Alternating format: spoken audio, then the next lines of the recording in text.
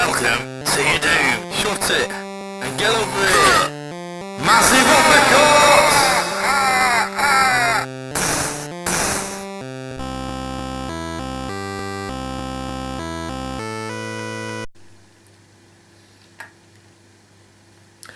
Oh, hello. Hello and welcome to another edition of the JabJab show. It's been a while and so forth, and I'm in a different location than usual from my usual videos. I'm literally back at my drawing board. So there's my drawing board. What this is just basically to highlight the fact that I'm changing my animation. I just want to highlight that over the last few weeks. So I've not been doing much on YouTube, to be honest. So my output on YouTube. There's various reasons for that. Mainly because I'm, of all the other things I've got in my life going on, I'm still, I'm working on my animation, and I've come to the point I'm thinking I feel I need to change up a little bit. Don't panic, it's still going ahead and so forth, and the story I've got and the other things I've got are still going to be in place, but for reasons I'll explain on this video why I'm changing certain things up. So this is just explaining things about it. So as I mentioned, this is my drawing board. I've had it for a number of years now. I use it mainly for comic book work, and I might not use it as much for my animation work. It's merely here to represent I'm back at the drawing board, so to speak. And this is an adjustable drawing board, all the rest of it, but it does everything I need to do. But for comic book work, but for animation, it's not going to be used as much, I don't think. Now, to basically give you a little bit of an insight of what I'm working on, my animation, style. So just give me a moment. My initial plan. Like I said, the story and everything is going to remain the same. My initial plan was, to photograph these characters. There's more. You can see, got some characters there. It's not the real Darth Vader here, just to let you know that. And it's a generic army guy there, and it's got this guy here. Looks like a Lego man. He actually isn't Lego. It looks like it, but it's a pound shop one. You get 4 characters for £1, and I thought, okay, he looks interesting. I'm going to use him as well. There is scopes to have more characters in than what I'm doing. At the moment I'm working on these 3 in one capacity or another. For future stories I've got other characters or figures, toy figures if you will, to use in their particular way to be formed a character. Now here's my setup of how I was photographing them. Very basic, as you can see, the setup. The main thing to remember is to control the lighting in these situations. So you see I blacked out the window where I'm shooting, and I've got the backboard, and so like a green screen if you will, or blue screen, that kind of thing. The plan is still to capture these images and take away the backgrounds and capture them in various different poses, positions, and all the rest of it, and then put them into the computer and then animating using the various software that I'm using. Now I've come up with an idea of what software I'm using to animate and to do the stop motion things. The problem I've since found, or potential problem for me anyway, and other people might not be as bothered by it like I am. With the experience and knowledge and things of being a filmmaker, and if you're doing a lot of things yourself or very independent minded, or however it is, you are the writer, director, and you're the editor and things, you learn through experience and knowledge.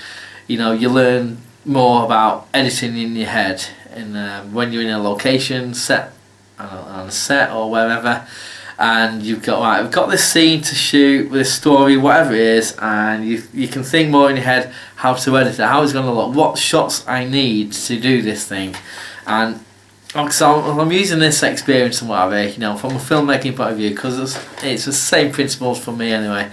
Is I'm doing all these capturing the photography and doing what I'm doing in Photoshop. I'm using Photoshop and to do a lot of the colouring. I've had to do a couple of runs through this capturing photography, as even when I'm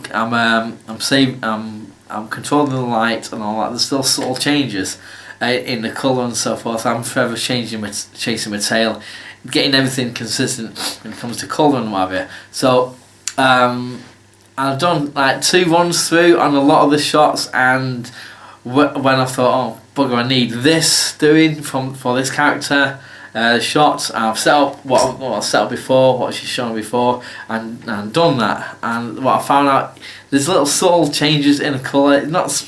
It's more for this character here, because I don't know how much it'll show up. He's got little details in his coat. He's a very specific green, and his hair, and it's very you know, it's a pinky coloured like skin tone. And you know, if you know about Photoshop or any other, there is other stuff about that. There's manipulation of photographs and pictures and things. There is so many things you can do, so many little subtle changes and what have you, to get to the colour you want and things like that. I just felt like with these like these numerous the photography things and the whole sort of changes of colour, when it's edited together, you'll see every time that the image changes, because of with the animation, you go from this shot to this shot, you'll see a little sort of change, and it goes back to this shot or goes to a different shot, and that as well is a different colour change, very subtle perhaps. You know, it'll be too noticeable. For me anyway. I'm quite a stickler for this kind of thing, consistency in these things. So I just felt myself, I spent a lot of time, a lot of hours, trying to get everything right. I mean, I wrote down notes here. I wrote down notes for myself on here. You know, what kind of filters, what kind of things, to make sure everything's right. So it's going to say the brightness is this. It's the contrast is this, the red levels is this, magenta, you know, all these kind of things. So I can say in theory, well, this, I shot all these from this side, so if I'm using images from this, it's got to be this. Then I found out some of them still didn't look the same as what you should be doing, and I was like tweaking forever, just chasing my tail and everything, now making sure everything's consistent. In the end, I just felt a bit too much of a slog for me to do, because it's very specific green, very specific shade of brown or pink or black or green or whatever the colour is, and when it's animated, you know, you'll see these little subtle changes, and I feel it'll distract a little bit too much from what's actually happening. You know, these changes aren't deliberate. They're not like the scramble suit you see in a Scanner Darkly, and if you know that's film. You know, but it's purposely changing. You know, the actual thing is purposely changing, and the way they did that, the rotoscope effect in that film, like, you know, visualised it really as it should be. You know, it's supposed to be changing, well, constantly, like a chameleon almost. This isn't anyway. This isn't supposed to do that at all. But so I just needed basically a bit of consistency. So I thought a little bit about it. Said like, no matter how many hours, no matter how much time, no matter how many kind of things I do, it's always going to bug me that I have to, because you have one template, you have a template of how things should look, and you're always trying to make it look, everything else look like that. For me anyway, especially when it's animated, it's not going to be as fluid as, say, you know, any big budget animation. You know, it's purposely not supposed to be that.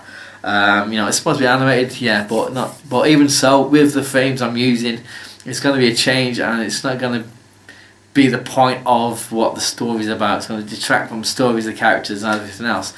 So a lot of thinking about it and so forth. I thought, right, okay, what can I do about this? Because I still want to make the animation, and and this goes on further along. You know, I've got this one episode that I've written, and you know what to do, and I've got scope in my head to do a series or something, a series of episodes, and we'll see where it goes, kind of thing. So potentially there's going to be more things, and I felt a bit too restricted. You know, I'm spending too much time getting the colours consistent and not enough time animating and so forth. So, I mean, I got somewhat down the road with it, and I might, you know, I'll upload what I did at some point, you know, to show this is what I did, and this is, you know, I'm not scrapping things, you know, everything. It's just the way I'm doing things. So what I've come up with, like, I'm just going to bite the bullet and do it like a cell shaded traditional 2D animation, whereas I'm going to use the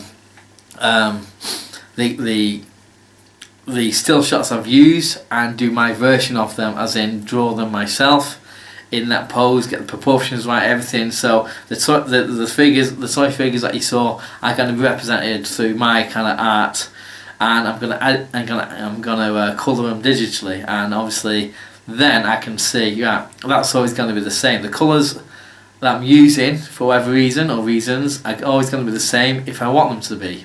I don't have to. All I need to do is get the things, and I can always do the same things now.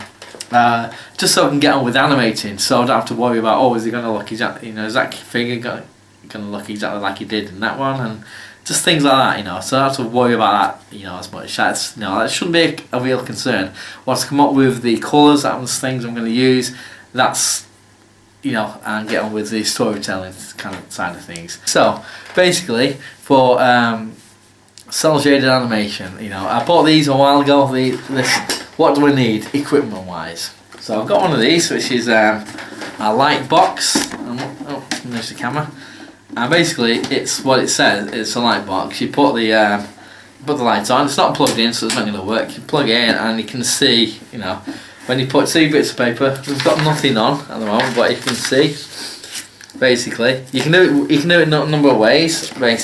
So you've got, let's say, frame 1 on that page, that sheet, and frame 2 you're going to draw it on this page. So when it's lit, you can see everything, and you can trace it, and you can make the necessary changes. It depends on what kind of animation and all the rest of it. But what you can do is either do the masking tape around the edges, do a flip book kind of technique, or you can do what's called a peg bar, which can be expensive, the peg bars, basically. But I chose to do this technique. I came up with this technique quite a few years ago now.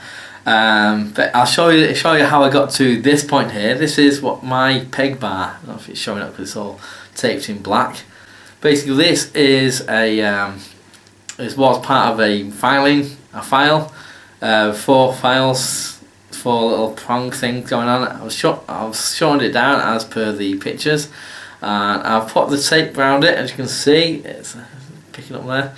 So it's to the relative thickness of. I've got a double hole punch, which I can hole punch in, and it lines up with the holes there. So when it's sellotape to there, obviously it'll be something like that, and it'll be taped to it, and I can, with the hole punches in the paper, I can flip it without having to use tons of masking tape and the risk of ruining artwork and things. So I've got one of them, one of them. That again, it's my own thing. I've not seen. I came up with the idea before. I looked at anything on YouTube, any alternatives on YouTube, because peg bars can be quite pricey, and the way it is, it's a standard thing when you're in animation, animation, you can use it, and it's got that specific kind of cuts in the paper so you can line them up. But I just thought in my head that, a while back, I can just do it this way. I can always line it up properly in Photoshop, but it's always nice to have like a good representation of what's going to happen on the screen. This came in today. I got this delivered today. This is basically a graphics tablet, and plugs to the computer, and you can use a little stylus, and you can do your drawings, and more accurate basically. I did have one, I had one years ago, and I kept on to it. Then I changed operating systems, with technological advances and things. It no longer worked. I couldn't get drivers from the website or anything for Windows 10, and I just thought, well, it's no use to me then. So I had to get a new one basically, and this one I'm guessing is better. I paid £37 for this. Obviously with the budget at the moment, off work and so forth, it's a bit of a thing, but it just speeds things up for me, because I don't know if if you've ever drawn anything on a computer, on a art software, and you're using a mouse. It's a pain in the ass kind of trying to get the exact kind of shape. Obviously there's determined shapes that you can make in, let's say, Photoshop or any other arts package. But when you kind of got specific shapes and things you want to do, I always find it very frustrating. I want to do that, but because of the mouse it's doing that kind of thing, and it's not as accurate as I want it to be. So I thought, I best get one of these again, and make sure your work, get it done quicker, more effective, more accurate kind of thing. So that's what I've got as well as just things. So that's what I'm working on. And so this traditional 2D cell animation. I'm still using the same principles as I established with what I was going to do originally, using the photographs or scanned in and so forth.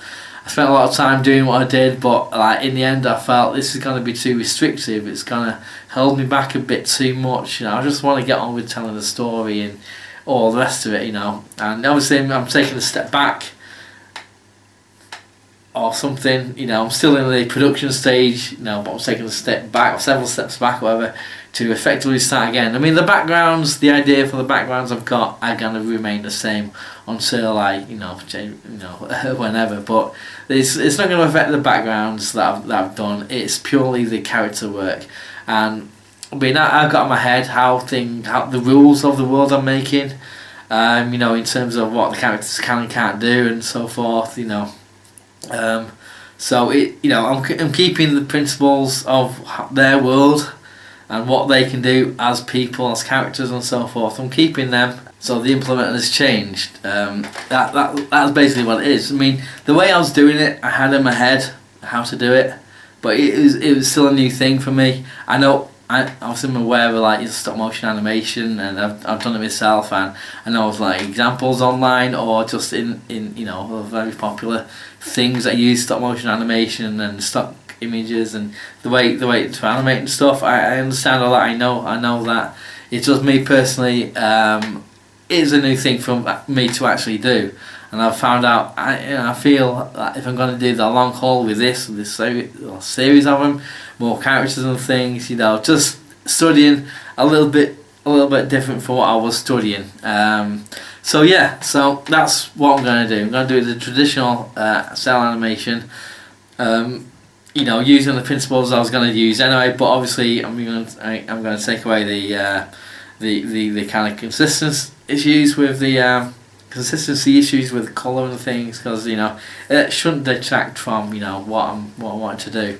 Ultimately, we should tell a story with these characters, or with more characters and so forth. So I'm thinking long term. If this is just a one-shot deal, I can live with the whole little sort of changes here and there. But I've got to be kind of honest with myself and think, this is okay. I'm gonna do it this way instead.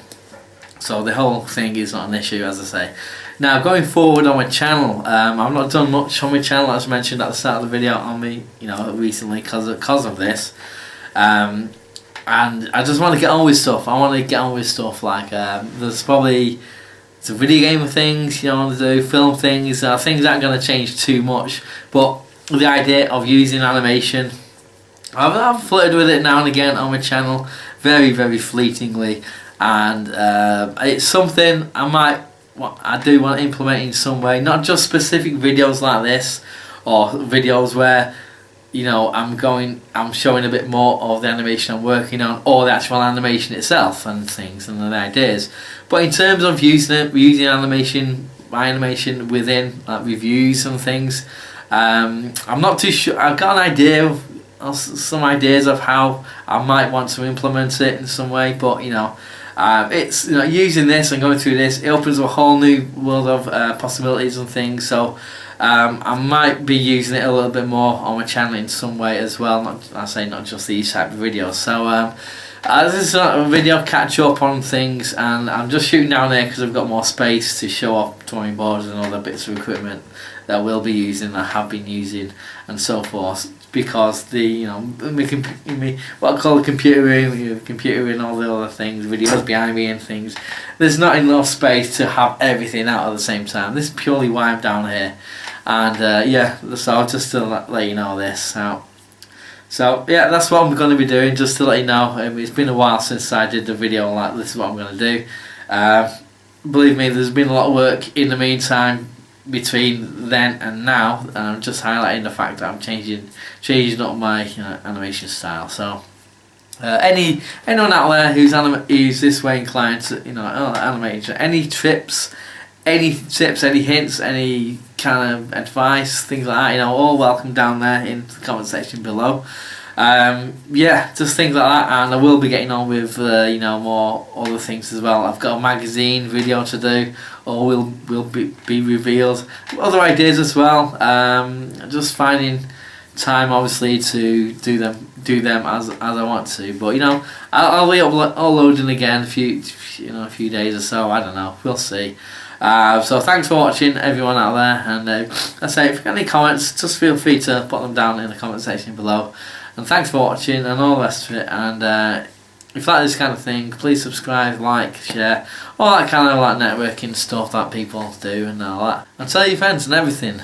And in the words of the new Cyrus, send the word.